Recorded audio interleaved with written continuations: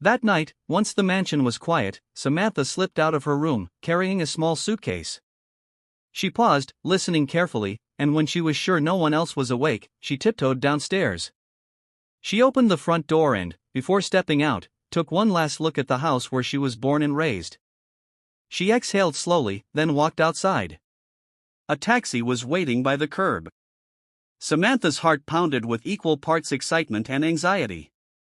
She rushed to the taxi and opened the back door. Once inside, she handed a piece of paper to the driver. "Please take me here, sir," she said softly. The driver read the address on the note. This was the home where Nanny Sad's niece had been working. As the taxi drove away, Samantha glanced back at her family's mansion. Part of her wanted to return, but the part of her that longed for freedom was stronger. She closed her eyes, clutching her suitcase tightly. "I'm sorry, Dad," she whispered in her mind, "but this is my only way to escape your suffocating world." As the car sped farther from the place she used to call home, she felt herself letting go of the past and beginning a life she'd never imagined she'd choose. By daybreak, the taxi pulled up in front of a large house with a tall gate.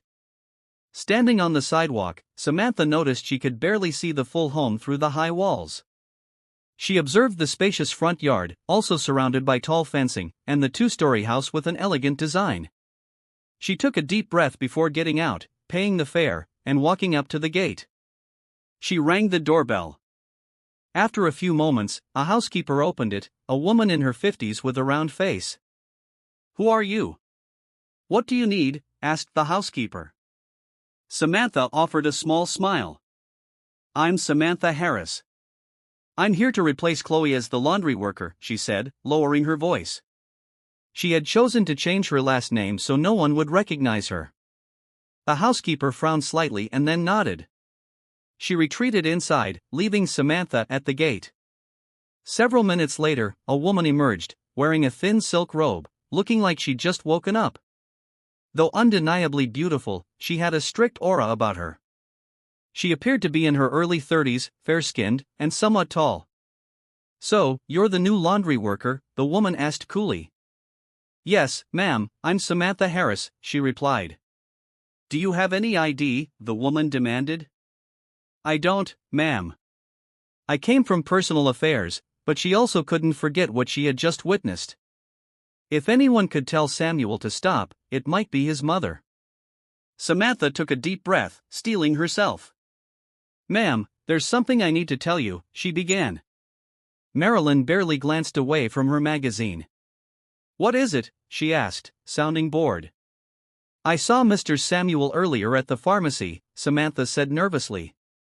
"He was with another woman." Marilyn showed no reaction, as if Samantha's revelation meant nothing to her. "Ma'am, it was obvious they're a couple. Maybe you should talk to him." "What he's doing is wrong," Samantha pressed. Marilyn raised her head and sat down her magazine. She stood, glaring at Samantha with icy eyes. "So what if my son has another woman?" she asked flatly. Samantha froze, startled at Marilyn's response. "Ma'am, he's still married to Mrs. Margaret. If they have problems, they should talk it out," not Samantha tried to explain. "Aren't you just the laundry help here? Why are you being so nosy, Samantha? It's not your job to get involved in my son's affairs." "Let him do what he wants," Marilyn retorted. Samantha couldn't respond. She never imagined Samuel's own mother might condone his wrongdoing, and she felt a surge of anger toward Marilyn in that moment.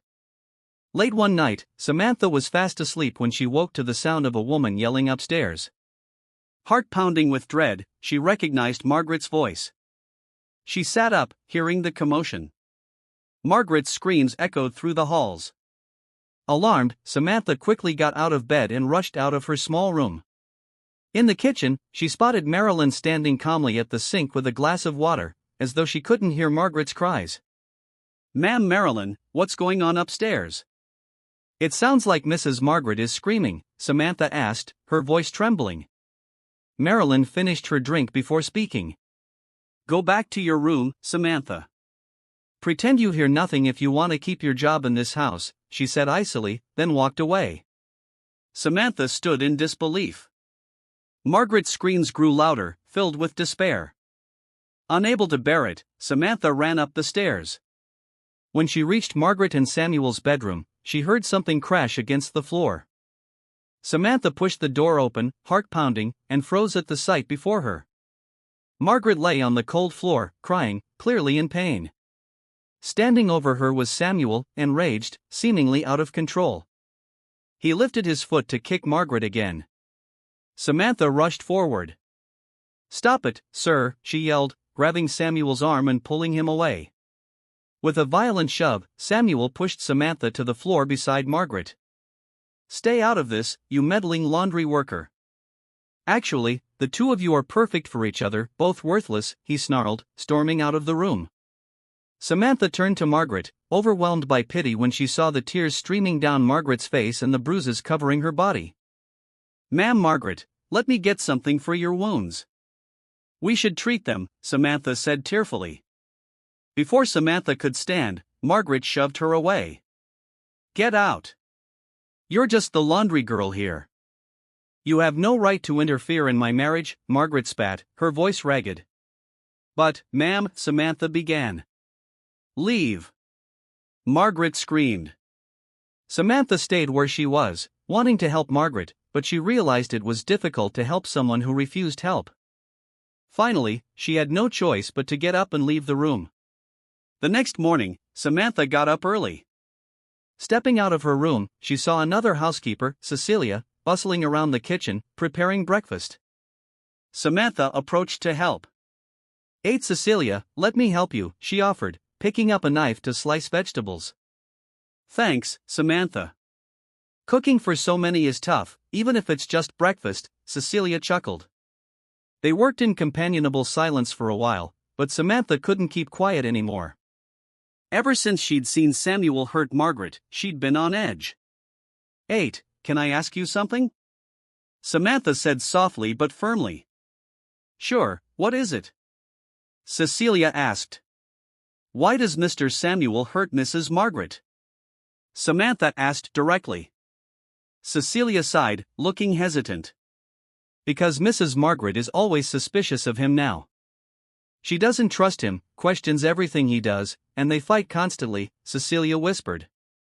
"But Mr. Samuel really does have another woman," Samantha said in dismay. "How did you find that out?" "You're new here?" Cecilia asked, surprised. "I saw him with another woman the other day.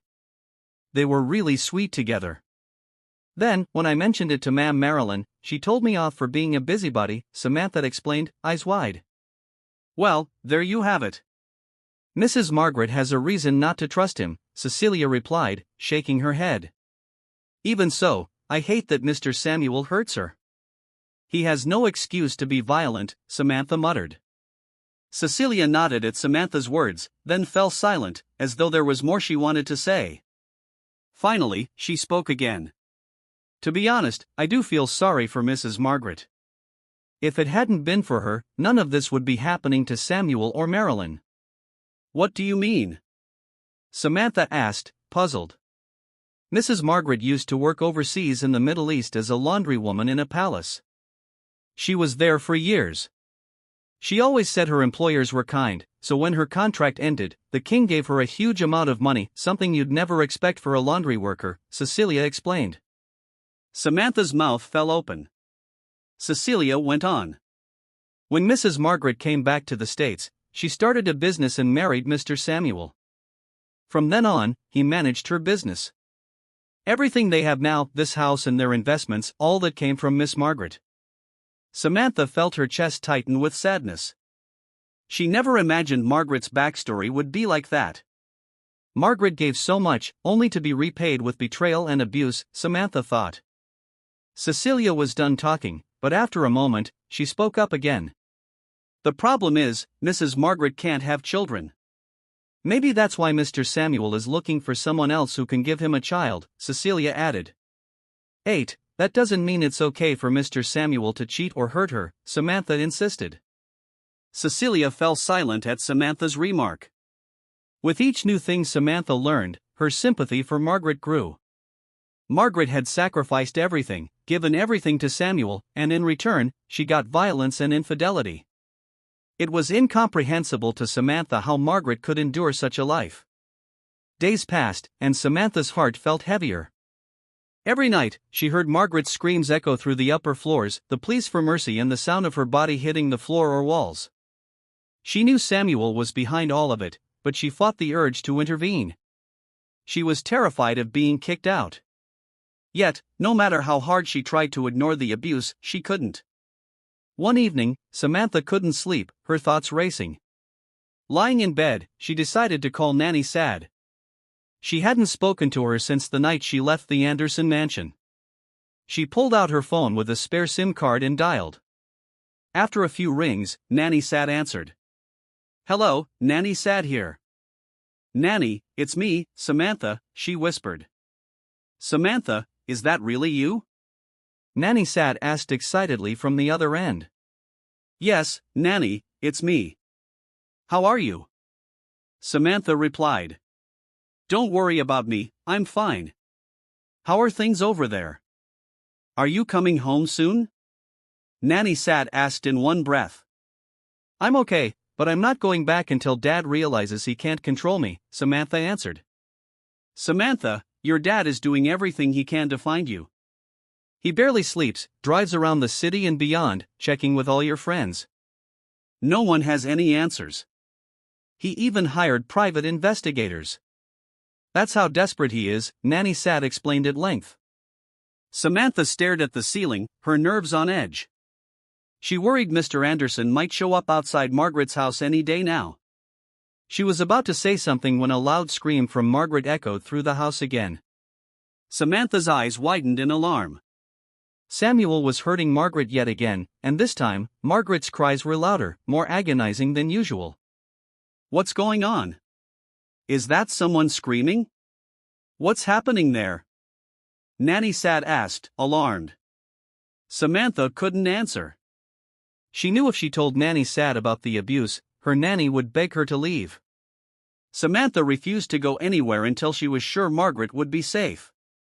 "Samantha, are you still there?" Nanny Sad pressed. "Nanny, I have to go now." "Please take care," Samantha said quickly and hung up before she could lose her resolve. Samantha trembled as she heard another scream, louder and more desperate. Almost nightly, Margaret was being attacked by Samuel. Samantha realized that if she continued doing nothing, something truly terrible might happen. After a few minutes, the house fell silent. Samantha listened for more sounds but heard nothing. She got to her feet, opened her bedroom door, and peeked into the hallway. Samuel hurried downstairs, then left through the front door. Samantha's thoughts immediately shifted to Margaret. Surely, she was lying there yet again, bruised and beaten. Samantha grabbed a small plastic basin in the kitchen, filling it with warm water.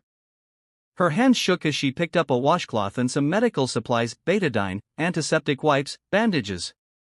She knew Margaret might push her away, that she had refused help many times, but Samantha's conscience wouldn't let her ignore it any longer.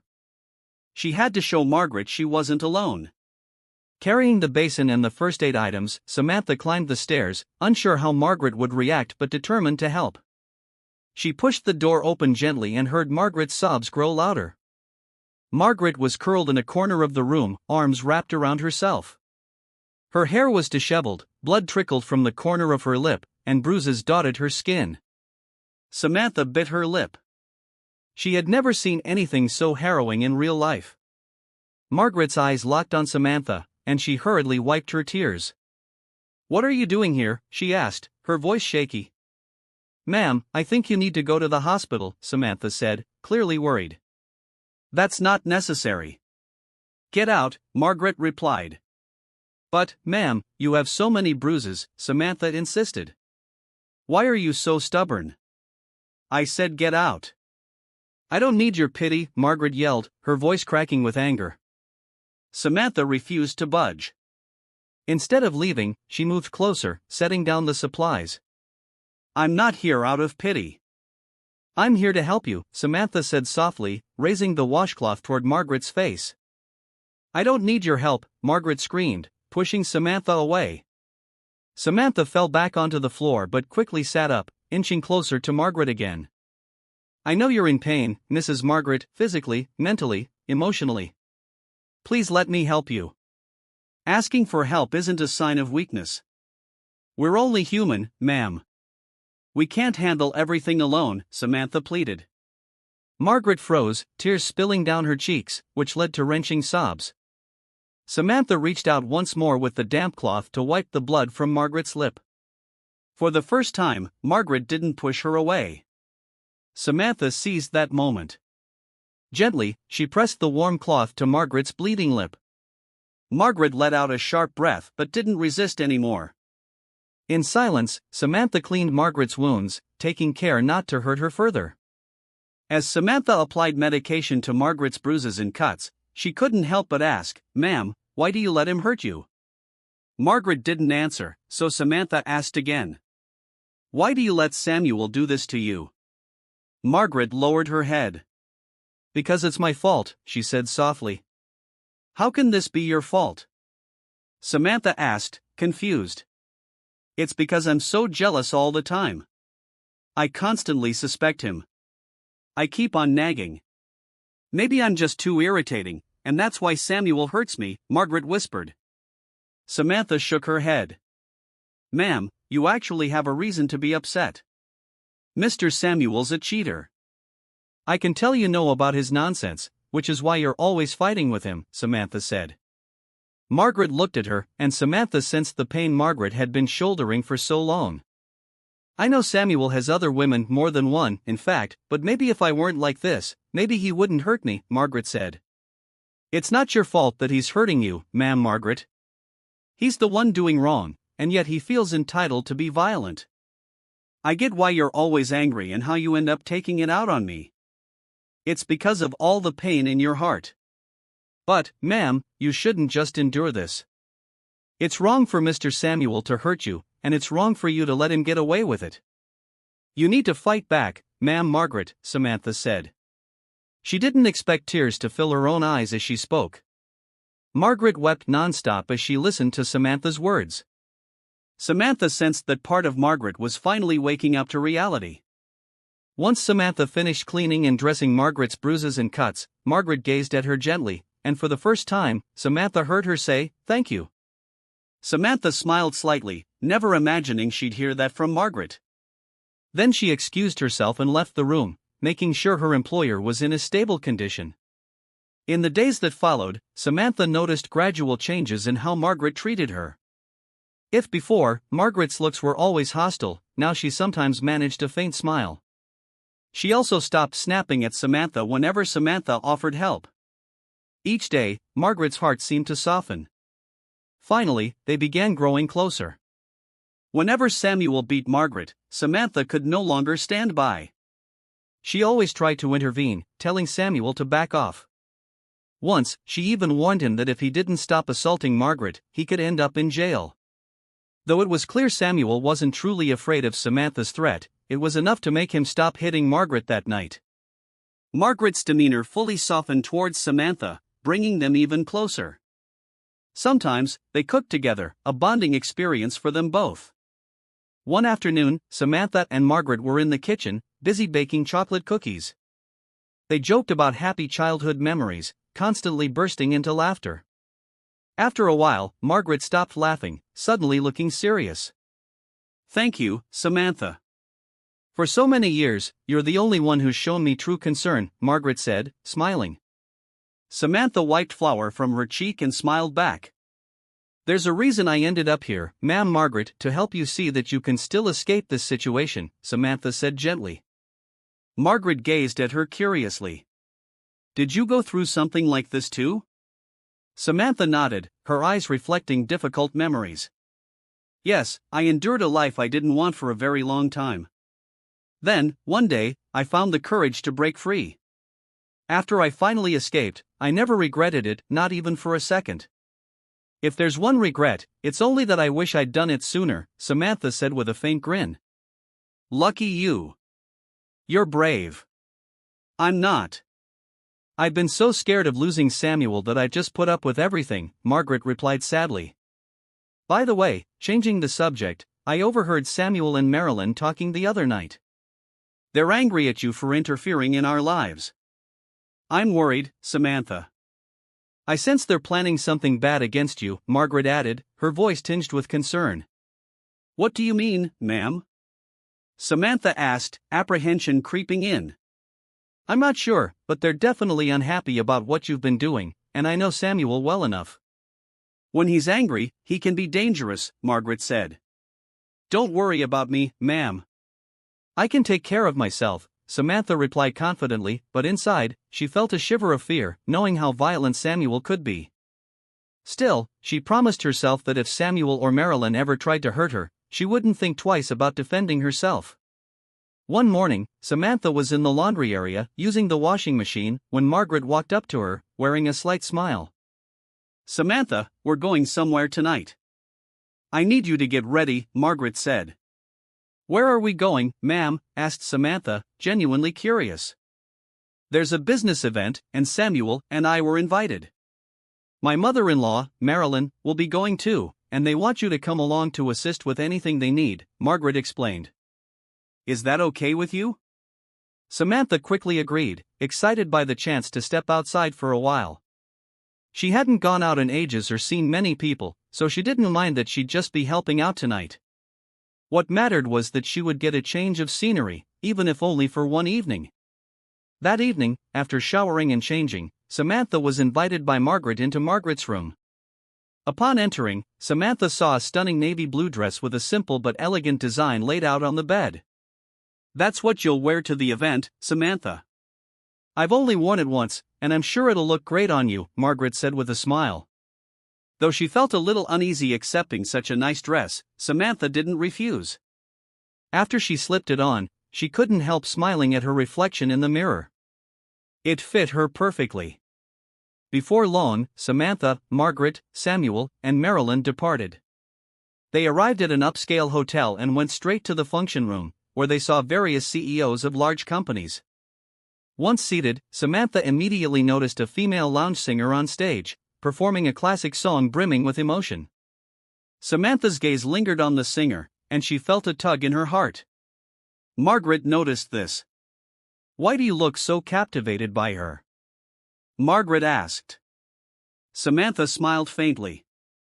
Because, ma'am, I once wanted to be a singer too, she answered, her eyes never leaving the performer. Before Margaret could reply, Marilyn laughed out loud. What did you say, Samantha? You want to be a singer? How could a laundry worker become a singer? Your voice is probably like a frog's, Marilyn remarked mockingly. Samuel chimed in. Exactly, you said it yourself. Why don't you sing for us here, Samantha? If your voice is so good, go on, sing for this crowd, he challenged with a smirk.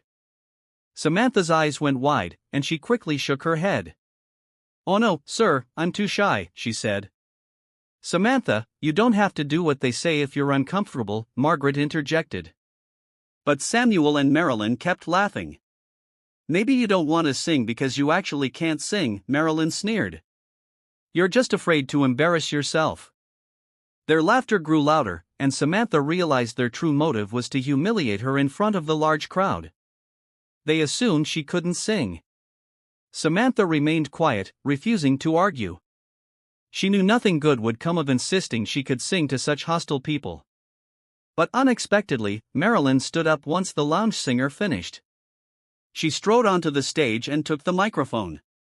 Ladies and gentlemen, Marilyn began, suppressing a mocking smile, forgive me for doing this, but we have a special guest here tonight. She's a laundry worker who's proud to say she wants to be a singer. Being a generous person, I want to help her achieve her dream, so I'm going to ask her to do something. A chill ran through Samantha as she looked at Margaret, who seemed equally uneasy. Marilyn continued, let's welcome her, Samantha. She pointed at Samantha. The spotlight suddenly fell on her, and the lights in the function room dimmed slightly. Samantha felt the weight of every gaze in the room fix on her. You don't have to do this, Samantha, Margaret whispered. But instead of backing down, Samantha simply smiled, taking a deep breath before standing up, chin raised. She walked toward the stage, eyes trained on Marilyn. When Samantha reached the stage, Marilyn handed her the microphone, but before stepping away, Marilyn leaned in and whispered, "You deserve to be humiliated in front of everyone for meddling in our affairs, laundry girl." Samantha clenched her fist but didn't lose her composure. She turned to the pianist and approached him, whispering which song she wanted to perform. The pianist nodded quietly and began playing. Everyone watched Samantha closely as the notes rang out. Once Samantha started singing, the entire room fell silent, drawn in by her voice, a gentle sound brimming with feeling. She saw the shock on Samuel's and Marilyn's faces. Margaret, meanwhile, looked utterly stunned, unable to believe how beautiful Samantha's voice was. One by one, the guests in the crowd began smiling. Some whispered excitedly to one another. When Samantha finished, a hush lingered for a moment before applause erupted, thunderous applause. The entire room stood to show admiration, but Samantha particularly noticed the looks of annoyance on Marilyn and Samuel's faces. They clearly hadn't expected her to sing so well. She knew how furious they must be that they had failed to humiliate her. Suddenly, though, she picked up on murmurs among some of the guests. A few of the CEOs appeared to recognize her, mentioning her father's name. Samantha's blood ran cold when she realized some people knew who she truly was, the daughter of billionaire Victor Anderson. One by one, CEOs from various companies began bowing politely to Samantha. Panicked that her father might find out where she was, she hurried off stage and ran out of the hotel, ignoring Margaret calling after her. Outside, Samantha quickly hailed a taxi. She rode in silence back to Margaret's house. The moment she arrived, she rushed to her room and sat on the bed, trying to calm herself. Over and over, she replayed the night's events in her mind, fear taking hold. If people recognized her, there was a strong chance her father would soon discover where she was. She grabbed her suitcase. After a long moment of thought, she began loading her clothes and belongings into it. But before she could close it, a loud roar of a car engine sounded out front. She froze. Seconds later, she heard the door downstairs slam open and heavy footsteps. Margaret's furious voice echoed through the house. "How dare you bring your mistress to that event, Samuel? You have no shame at all." Margaret yelled, voice overflowing with anger. "What's your problem?"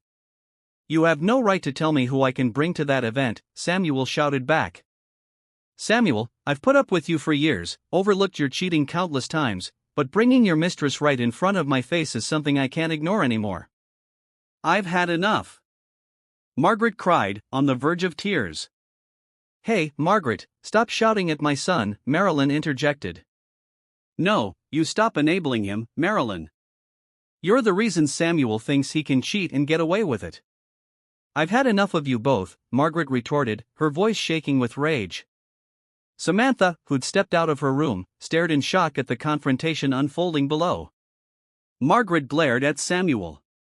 "Listen, Samuel, I'm done letting you treat me like I don't matter.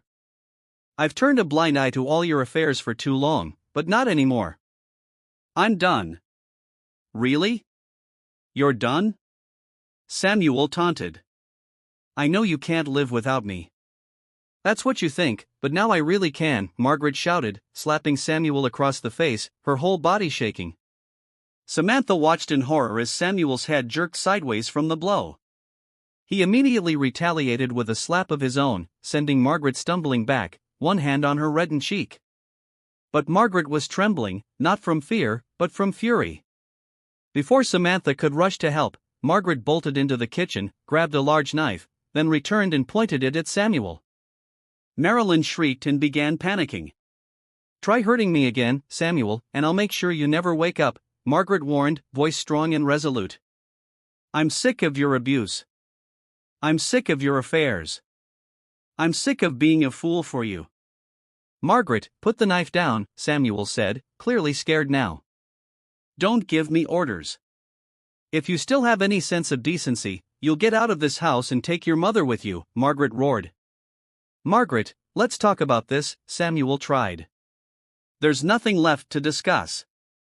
Go enjoy your mistress. Get out and take that meddling mother of yours, but know this, I won't stop until you're rotting in jail for what you've done to me, your abuse and your cheating," Margaret shot back, trembling with rage. Samuel stood silent, rattled by fear and shock. He grabbed Marilyn by the arm and pulled her out of the house. Once they were gone, Margaret collapsed to her knees, the knife clattering onto the floor. Her entire body shook as she finally let the tears fall, tears she had been holding back for so long. Samantha rushed over and wrapped her arms around Margaret. After a moment, Margaret looked at her through teary eyes. Samantha sensed both sadness and relief in her gaze. A few minutes passed as Margaret began to calm down. Samantha guided her to the sofa, then brought her a glass of water, which Margaret accepted and drank. "I'm so proud of you, ma'am," Samantha murmured. "You finally learned to fight back." "But what happened at the event?" she asked. "After you left, a woman approached Samuel and suddenly kissed him. I recognized her, she's one of our clients, the one he always insisted was just a friend. That was it for me. I lost it. But in a way, I'm glad it happened, Samantha." "It's about time everything ended between me and Samuel," Margaret replied, sighing. They fell silent for a long moment. Eventually, Margaret spoke again. "Samantha, I want you to be honest. Why did everyone at that event, including those CEOs, bow to you after you sang? Who are you really?" Samantha froze. She realized she could no longer keep lying. Now that Margaret had freed herself from a dark chapter in her life, there was no reason for Samantha to remain in the shadows of her own secret. Lowering her eyes, Samantha confessed. She explained everything, how she had felt suffocated by her father, how he refused to let her pursue singing, how she ran away and pretended to be a laundry worker. She also revealed her family status in the business world, which explained why certain CEOs had bowed to her at the event. "I'm sorry, ma'am Margaret. I know I deceived you by posing as a laundry worker, but my intentions weren't bad. I just wanted to experience being a normal person who could freely do what she wants," Samantha said, apologizing. "I understand why you did it, Samantha. You have nothing to apologize for. If anything, I should be thanking you for teaching me how to fight back." "Thank you, Samantha," Margaret said with heartfelt gratitude. They exchanged smiles and then embraced. Samantha felt relief wash over her, knowing Margaret would finally have a chance at a fresh start, one free from the shackles of a man who couldn't love her faithfully. The next day, Samantha and Margaret woke early to have breakfast. Samantha could still sense the lingering heaviness in Margaret's emotions. In the middle of their meal, the doorbell suddenly rang. "Cecilia, please check who it is," Margaret asked the housekeeper. Cecilia obeyed, and a few moments later, Samantha's eyes widened when she saw Mr. Victor Anderson striding rapidly toward her. Cecilia followed behind him, anxiety etched on her face. "Samantha," Mr. Anderson said, gripping her arm firmly. "You're coming home now.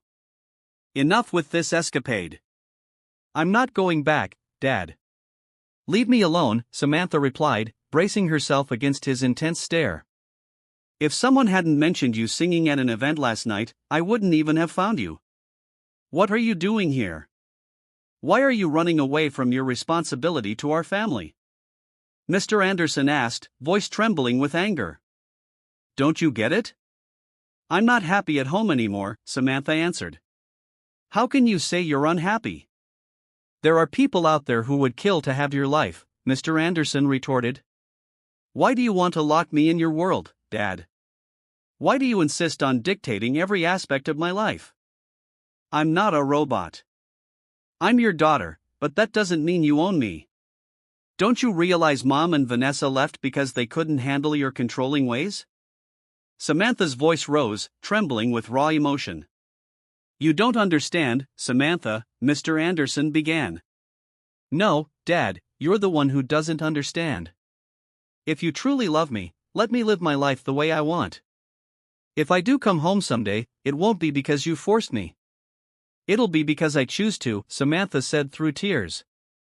She couldn't believe that, for the first time ever, she was telling her father everything she'd bottled up. A tense silence filled the entire house. Even Mr. Anderson seemed at a loss for words. After a few seconds, he let out a resigned sigh and left without another word. Once he was gone, Samantha collapsed in sobs, the tears pouring freely. Margaret hurried to her side and pulled her into a comforting embrace. "Samantha, I'm so proud of you." "Don't worry, you just did what you felt was right," Margaret murmured, voice thick with empathy. Samantha clung to her friend, tears flowing, yet oddly relieved. Finally, she had stood up for her own life. A few days passed without any sign of Mr. Anderson returning. Despite Samantha's defiance during their last encounter, she felt pangs of guilt for how she had lashed out at him. One morning, Samantha and Margaret were chatting idly on the side porch when a fancy car rolled up in front of the house. Out stepped Mr. Anderson, stopping at the gate. Margaret squeezed Samantha's hand.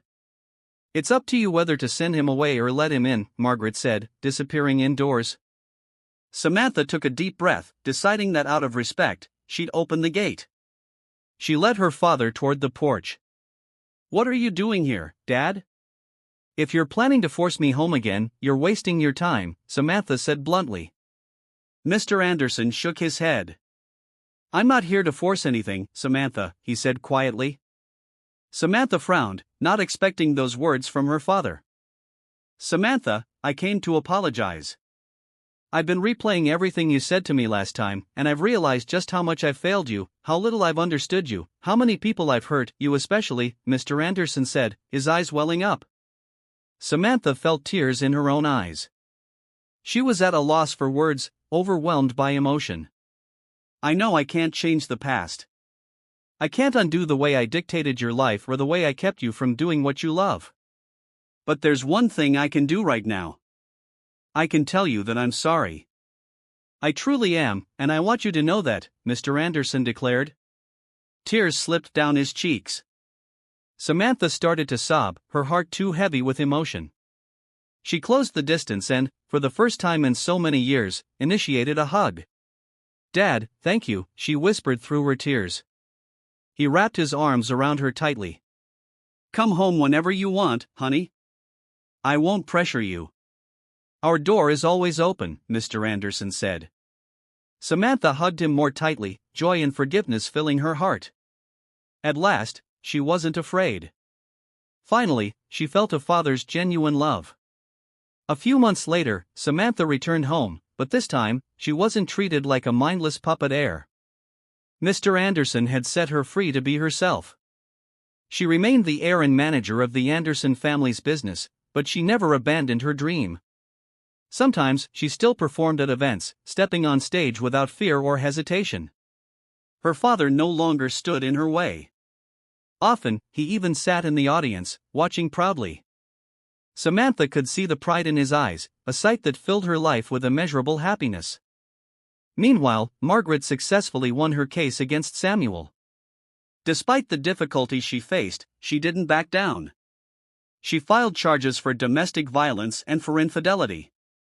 In the end, Samuel was convicted and imprisoned, proof that no one has the right to hurt or mistreat another person, especially a spouse. Samantha and Margaret remained steadfast friends. They were two women once trapped by circumstances they hated, one by her father's control, the other by an abusive husband. In the end, both learned to fight, confront the truth, and free themselves from the chains of their past. Now, both lived freely, Samantha pursuing her dream while honoring her responsibilities, and Margaret unburdened by fear and oppression. Above all, they lived without regret. From everything that had happened in Samantha's life, one thing stood out clearly: finding freedom wasn't just about fleeing a situation. It was about having the courage to choose yourself and fight for your own happiness. The end. Thank you for joining us on this incredible journey with Dark Voices. If you loved this story, don't forget to like, subscribe, and share for more gripping tales of courage and triumph.